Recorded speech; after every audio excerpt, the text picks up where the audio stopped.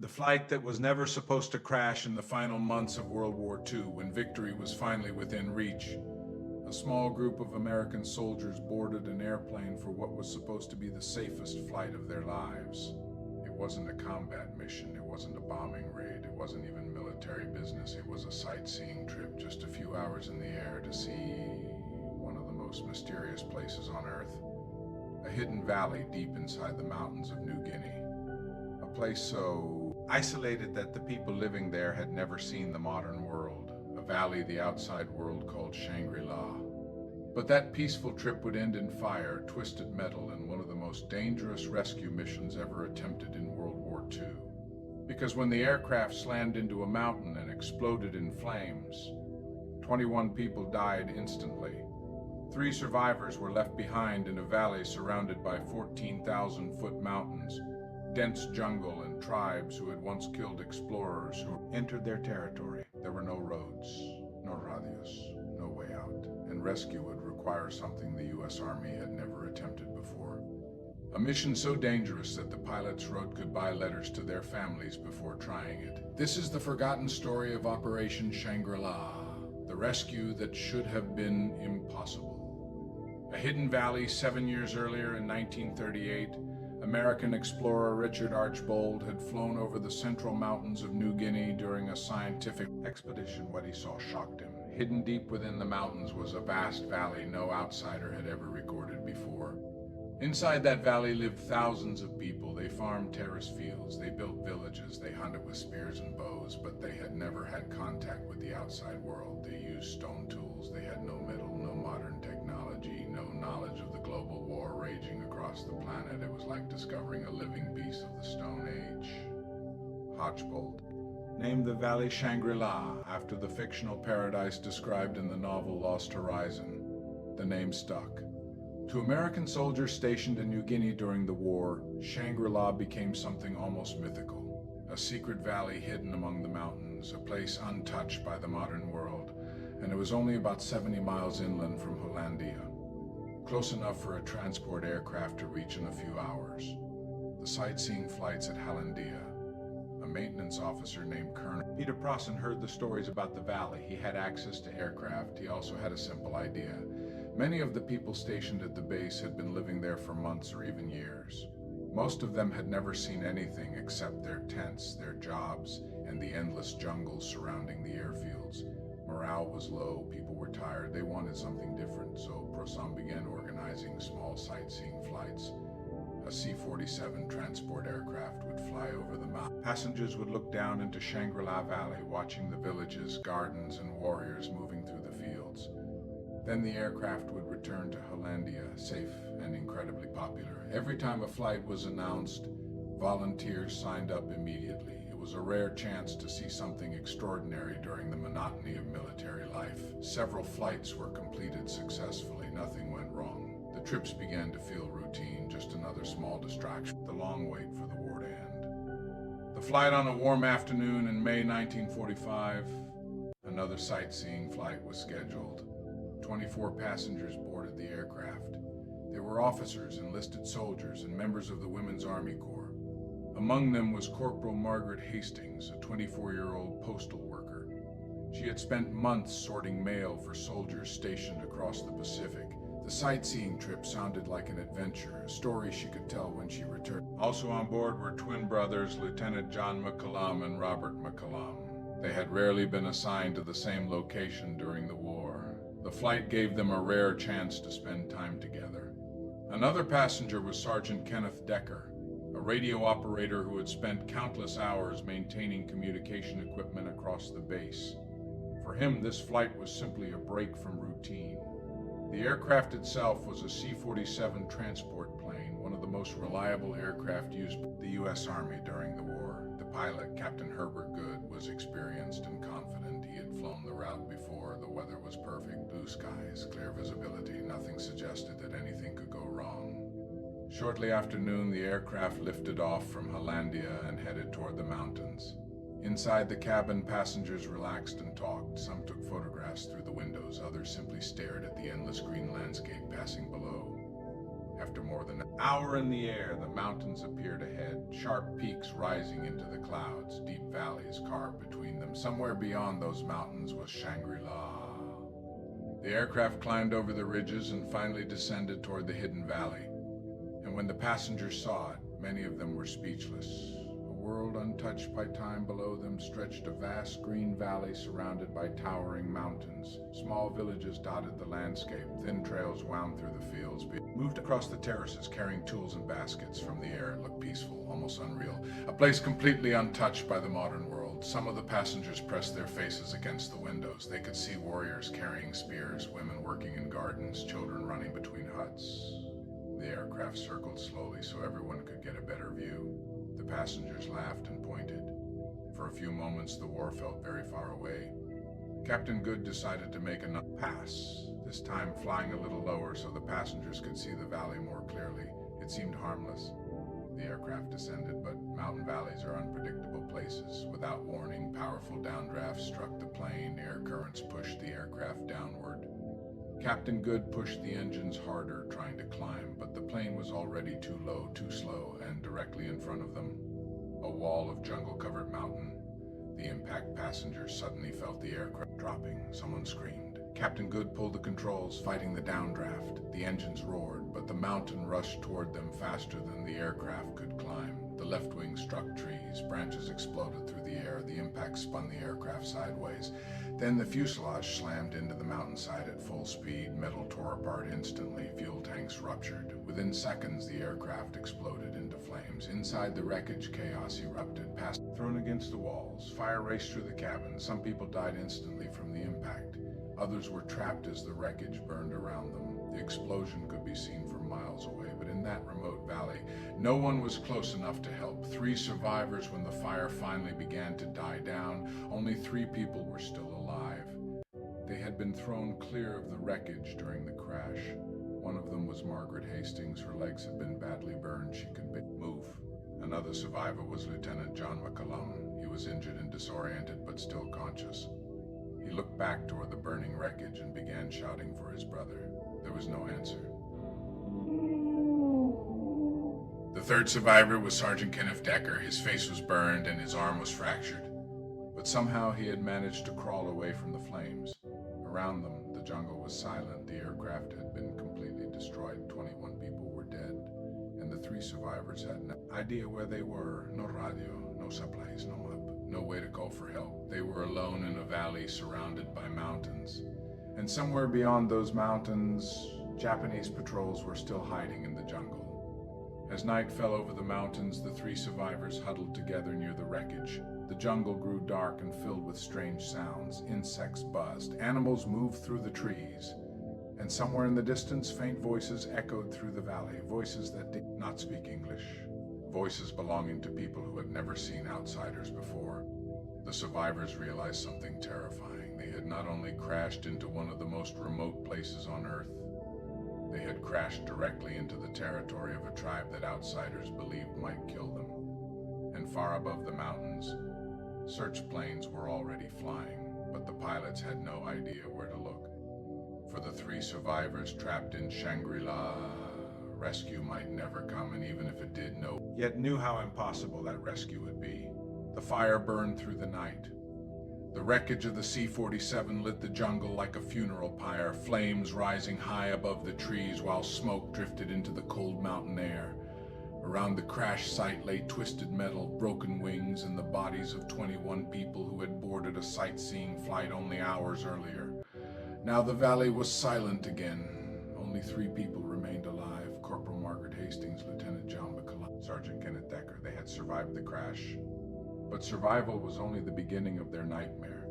The first night darkness came quickly in the mountains of New Guinea. One moment the sky was orange with sunset. The next the jungle was swallowed by blackness. The survivors could barely see each other. The sounds of the valley began to rise around them. Insects buzzed. Strange birds cried out in the distance. Something large moved through the undergrowth nearby. Every noise made them think. They had no weapons, no shelter, and no idea who or what lived in the jungle around them. Margaret lay on the ground beside a fallen tree. Her legs were badly burned. The skin was blistered and blackened from the flames of the aircraft.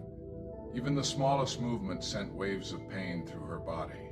Lieutenant McCallum searched the wreckage carefully while the flames slowly died.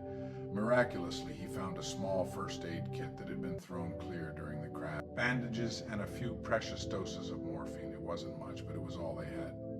McCallum carefully wrapped Margaret's burns as best he could. Then he gave her a small injection of morphine. The drug dulled the pain just enough for her to breathe normally again. Sergeant Decker sat nearby, holding his injured arm. The bone wasn't sticking out, but the swelling told them everything. His arm was broken. 3 survivors, 3 serious injuries, no supplies, no radio, no way to signal anyone. Beyond the mountains, waiting for rescue at first, they believed rescue would come quickly. The plane had been scheduled to return to Hollandia that afternoon. When it didn't arrive, the base would notice immediately. Search aircraft would be launched. Pilots would scan the mountains until they found the crash site. That was how it worked in most parts of the war. But this valley was different. The mountains surrounding Shangri-La rose more than 14,000 feet into the sky. Chiedo des constantly rolled across the peaks. Dense jungle hid everything below. Even if search aircraft flew directly overhead, they might never see the wreckage. Still, the survivors clung to hope. They stayed close to the crash site that first night, believing rescue might come at any moment. But as the hours passed, no aircraft appeared, no voices called out from the sky. Only darkness and jungle surrounded them. Morning after the crash, the next morning, revealed the full reality of their situation. When the sun rose over the mountains, it illuminated a landscape unlike anything the survivors had ever seen. The valley stretched for miles in every direction. Green jungle covered the slopes. Streams flowed through narrow fields. But beyond those fields rose walls of mountains so steep and tall, they looked almost impossible to climb. Studied the terrain carefully. He had training as a navigator. He understood maps and geography better than most soldiers.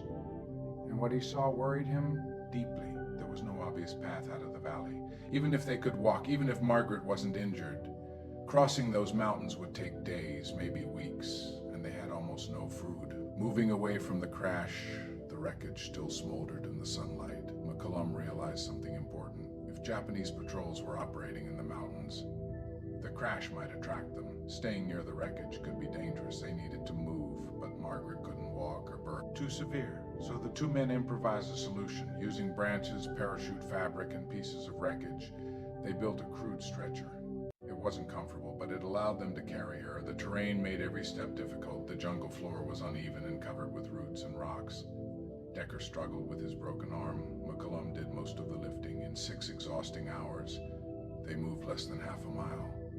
But they eventually found something that gave them hope, a small stream. Fresh water flowed down from the mountains. They drank deeply. For the first time since the crash, they felt a small sense of relief. Water meant they might survive longer than they had feared. The clearing nearby, McCallum discovered a small open area in the jungle.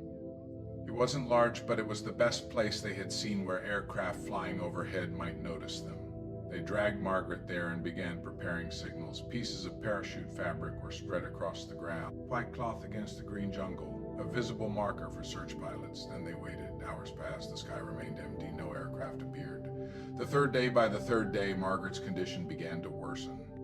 The burns on her legs were becoming infected. The jungle heat made everything worse. Flies gathered around the wounds. The bandages had to be changed constantly. Her fever rose steadily. She drifted in and out of consciousness. McCallum knew what infection meant. Without medical treatment, it would eventually kill her. They needed help soon, very soon. The sound in the sky late on the third day, something changed. At first, the sound was faint. A distant hum carried on the wind. McCallum looked up immediately. Somewhere above the valley, the survivors scrambled to their feet. McCallum waved pieces of parachute fabric wildly.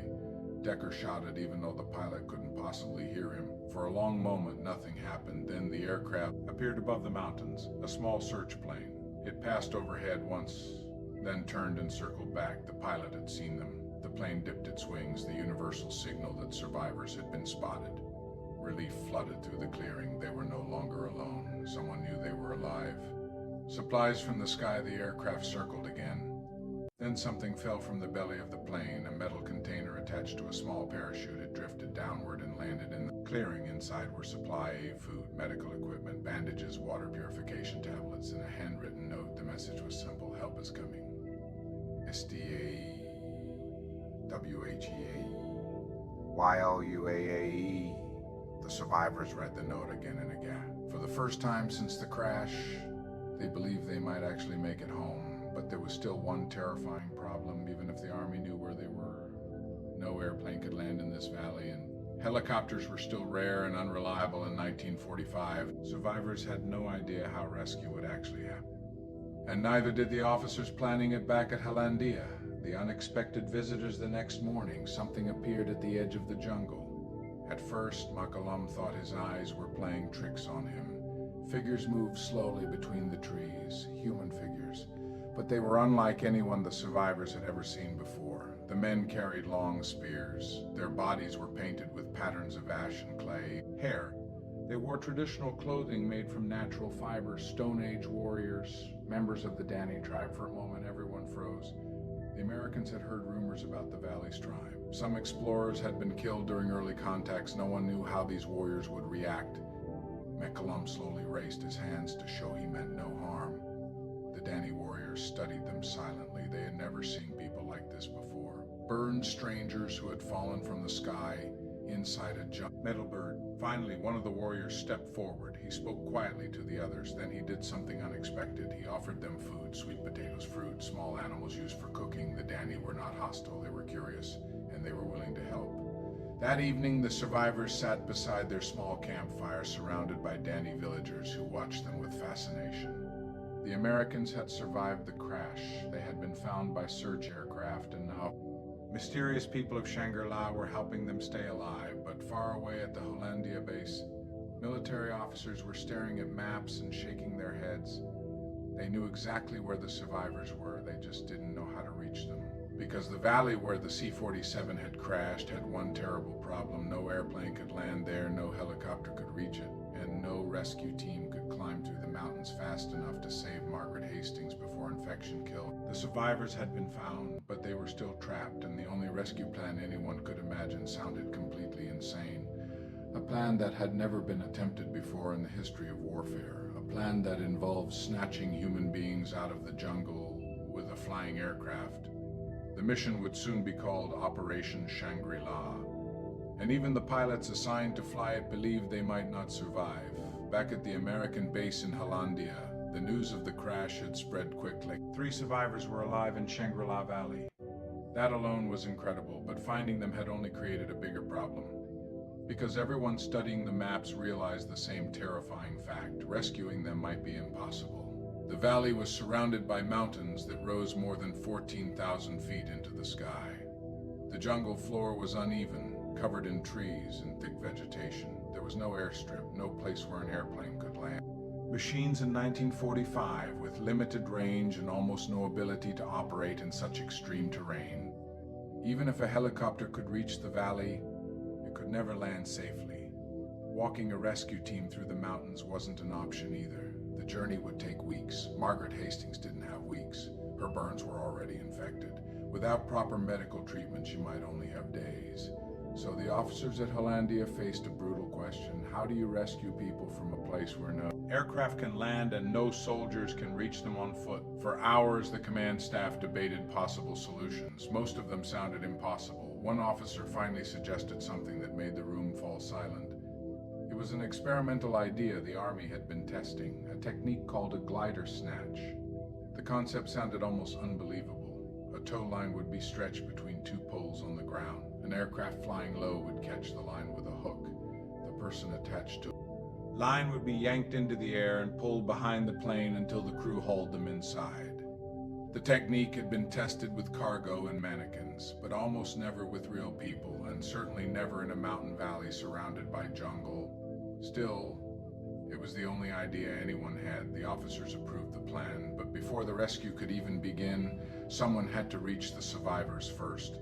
Volunteers for a suicide mission, a small team of paratroopers was selected for them. Their job was simple in theory: jump into Shangri-La Valley, reach the crash survivors, provide medical treatment, then prepare a landing strip where a glider might be able to land. In reality, it was one of the most dangerous assignments imaginable. The jump zone was unknown. The terrain was jungle. The valley was surrounded by massive mountains that created unpredictable winds. If something went wrong during the jump, there would be no rescue for the rescuers. One of the men who volunteered was Lieutenant Walter H. Herndon. Herndon was a combat medic with extensive parachute training. He had already jumped into dangerous areas before.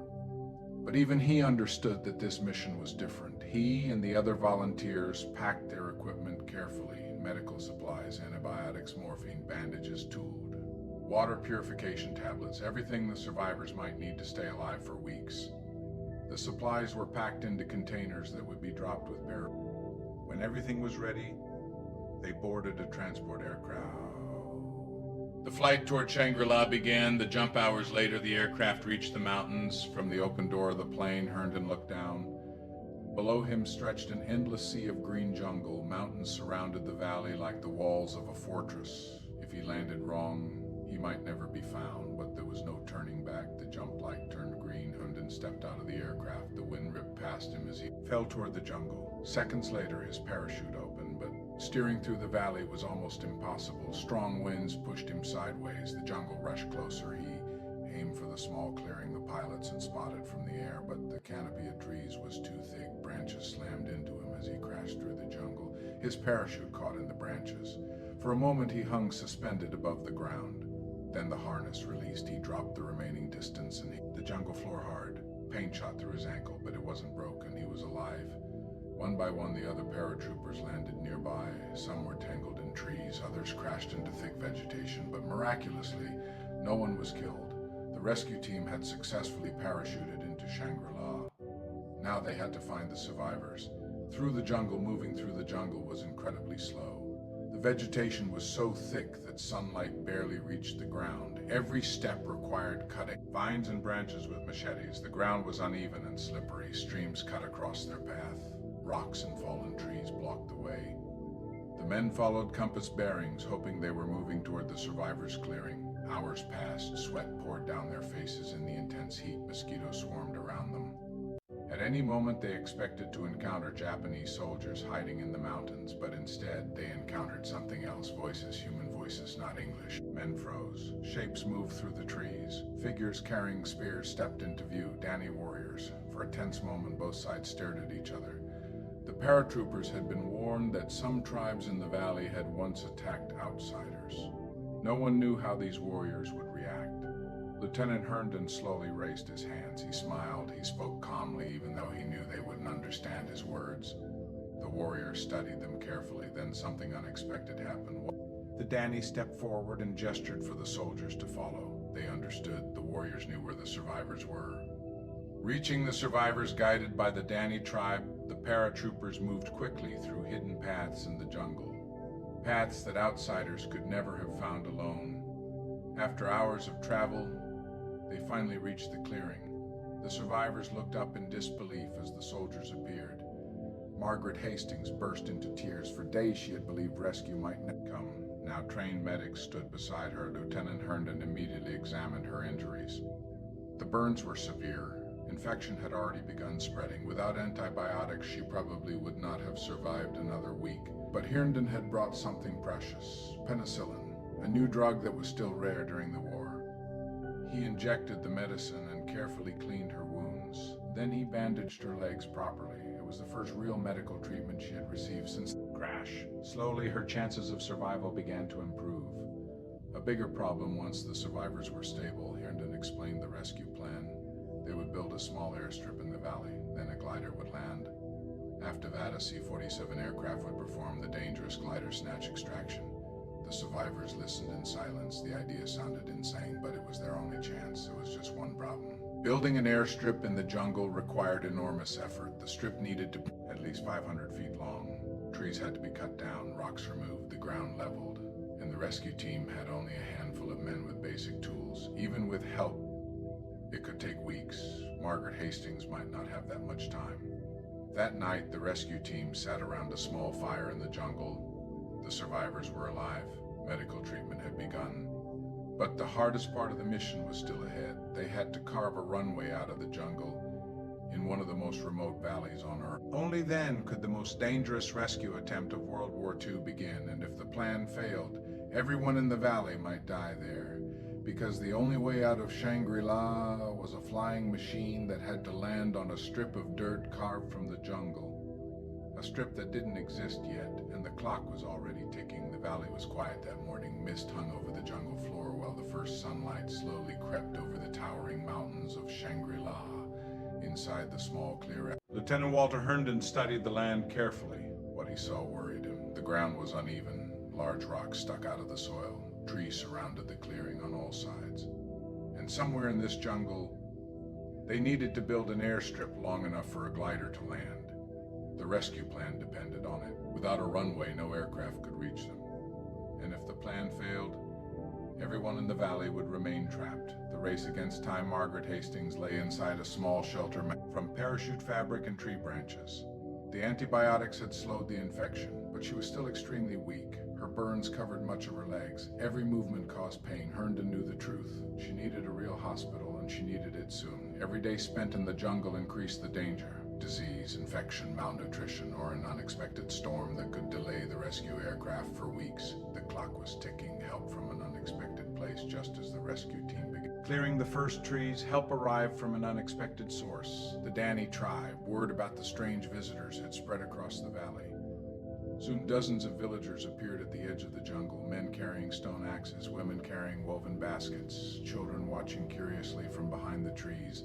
The Americans had never seen anything like it. The Danny people lived almost entirely in a Stone Age culture. Their tools were made from stone, bone, and wood.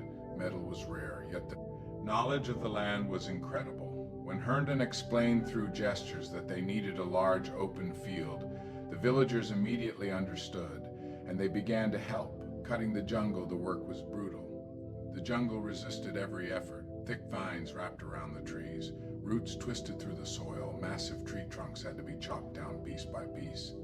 The Americans used machetes and small axes. The Danny warriors used sharp stone tools. Together they attacked the Shankl. Hour after hour, day after day, the clearing slowly grew larger. Trees crashed to the ground. Branches were dragged away. Rocks were rolled aside. The dirt was flattened with wooden tools. From the air, pilots watching the operation could see a thin brown strip slowly appearing in the sea of green jungle. A runway, but it still wasn't long enough. Supplies from the sky back at the Hollandia base, commanders watched the progress carefully. Every day, transport aircraft flew over Shangri-La Valley. They dropped crates filled with supplies, food, tools, medical equipment, even bulldozer parts designed to be assembled on the ground. The crates floated down on parachutes like strange white birds. Sometimes they landed perfectly inside the clearing.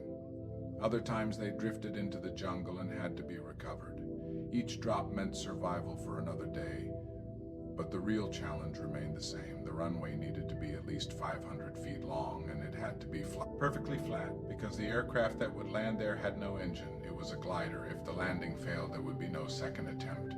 Margaret's condition while the runway slowly grew longer. Margaret Hastings fought her own battle. The infection in her burns had begun to improve thanks to the antibiotics, but the pain remained constant. Some nights she couldn't sleep at all. Herndon checked her wounds every day, cleaned the bandages, applied medicine, replaced the... Without this treatment, she almost certainly would have died, but even with it, the jungle environment was dangerous. Flies swarmed around the camp. Humidity made the bandages damp. Every small mistake could cause infection to return. Margaret knew something else too. The rescue plan depended on the runway. If the runway failed, she might never leave the valley alive. A storm approaches one evening. The sky darkened suddenly. Thick clouds rolled over the mountains. A powerful tropical storm swept across the valley. Rain crashed down through the jungle canopy. The half-finished runway turned into mud. Water filled the trenches where trees had been removed. Branches fell from the trees. For hours, the storm raged. Everyone feared the worst. Days of work might have been destroyed. When morning finally came, the damage was clear. Large sections of the runway were flooded. Parts of the ground had collapsed into soft mud. The glider could never land on a surface like that. All the work had to begin again, refusing to quit, but no one gave up. The Americans kept working. The Danny villagers returned with even more helpers. Together they repaired the runway. They dug drainage channels to remove the water. They flattened the mud with wooden tools. They carried rocks and packed them into the soft soil. Slowly the ground became firm again. The runway stretched farther across the clearing. 400 450 feet. Finally, just over 500 feet long. From the air, it looked impossibly small. Strip of brown dirt surrounded by endless jungle. But it might be enough.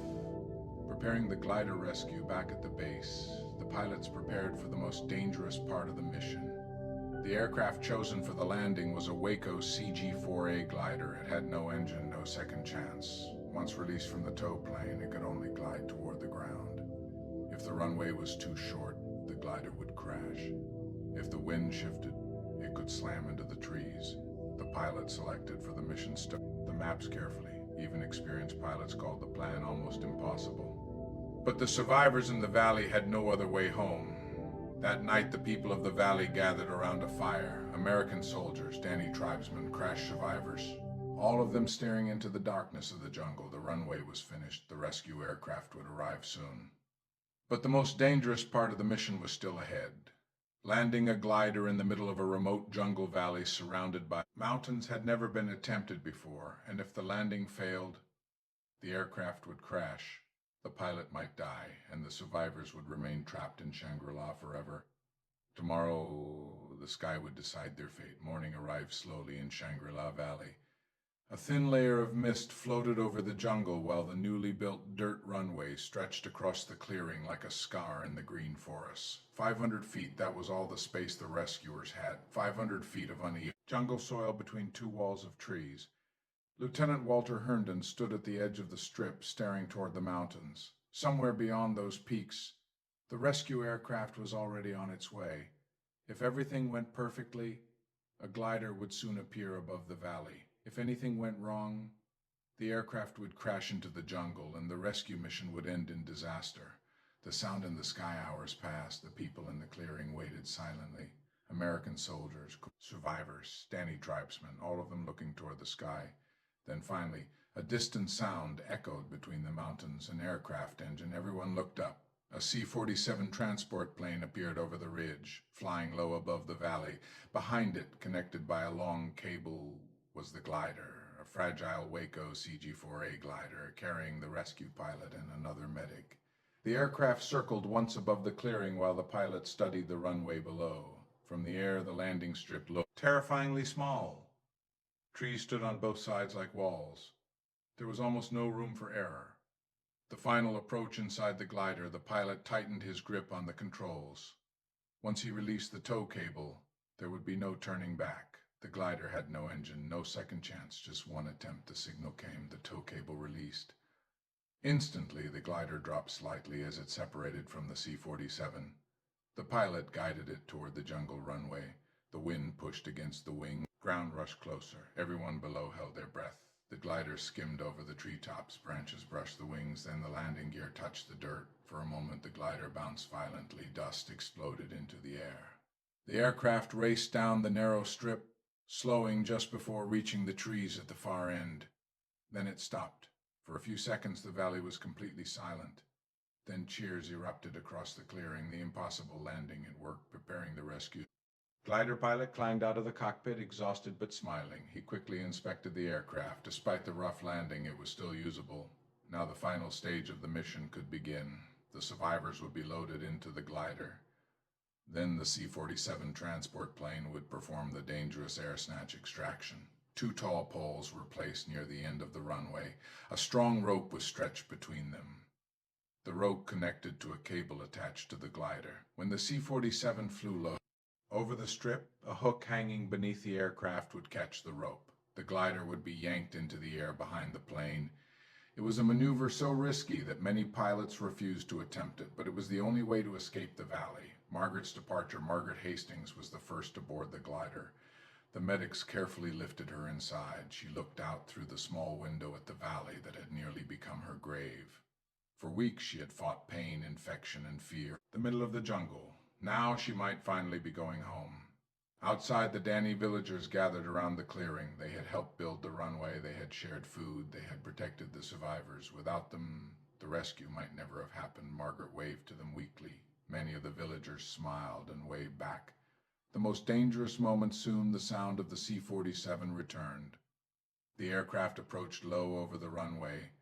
The pilot lined up perfectly with the poles and rope. Everyone watched as the plane roared toward the clearing. The hook beneath the aircraft caught the rope. For a split second, nothing happened. Then the rope snapped tight. The glider jerked forward violently. Dust exploded behind it as it raced down the runway. The wings lifted. The glider rose into the air, pulled upward behind the transport plane. The maneuver had worked. Margaret Hastings was finally leaving Shangri-La. One by one, over the next several days, the rescue operation continued. More gliders landed in the valley. Each one carried away another group of survivors and rescuers. Every landing was dangerous, every takeoff even more so. But one by one, the people trapped in the valley were evacuated. The mission had succeeded. What had begun as a catastrophic crash had turned into one of the most remarkable rescue operations of the war. The journey home, when Margaret finally arrived back at the base hospital, doctors were shocked she had survived treatment, but she lived. Lieutenant McCallum and Sergeant Decker recovered as well. The paratroopers who had jumped into the valley returned safely, and the story of the mysterious valley spread quickly among American forces. Soldiers began calling it by the same nickname the explorers had used before the crash. Shangri-La, a hidden valley lost in the mountains of New Guinea, a place where strangers from another world had fallen from the sky, and where an impossible rescue had taken place. Years later, people would still talk about the rescue at Shangri-La, not just because of the danger, but because of what it proved. In one of the most remote places on Earth, people from completely different worlds had worked together to survive. American soldiers, pilots, and the Dani tribesmen who had never seen modern civilization before that moment. Together they turned a disaster into a miracle, a rescue that many believed could never happen, but in the jungles of New Guinea during World War II, the impossible had happened, and 3 survivors who should have died in a forgotten valley were brought home.